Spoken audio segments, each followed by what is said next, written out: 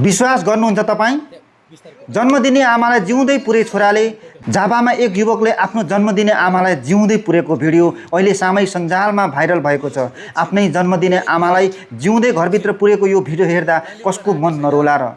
जन्म दिने आमालाई जिउँदै पुर्ने यो कस्तो सन्तान होला? कोही सन्तान आमाको लागि जान दिन पछि पर्छन्, कोही सन्तान आमालाई जिउँदै पुर्छन्। जन्म दिने आमा ईश्वरभन्दा कहिल्यै तल हुँदैनन्। आफ्नो सन्तानका लागि जे पनि गर्न तयार हुन्छन्।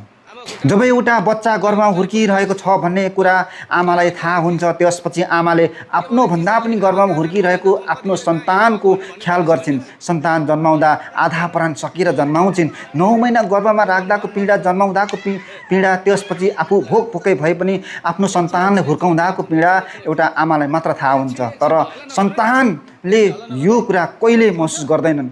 आफ्नै आमालाई अनेक चोट दिन पनि पछि हट्दैनन्। हो, झापाको यो युवाले यस्तै गरे। जन्म दिने आफ्नै आमालाई जिउँदै पुर्दा कति पीडा भयो होला, कति कराइन् होला, कति चिच्याइन् होला, कति छटपटाइन् होला। तर यो युवकको मनमा भने अलिकति पनि माया पलाएन। यति बेला यो भिडियो सामाजिक सञ्जालमा निकै भाइरल भएको छ, जसले निकै भावुक पनि बनाएको छ।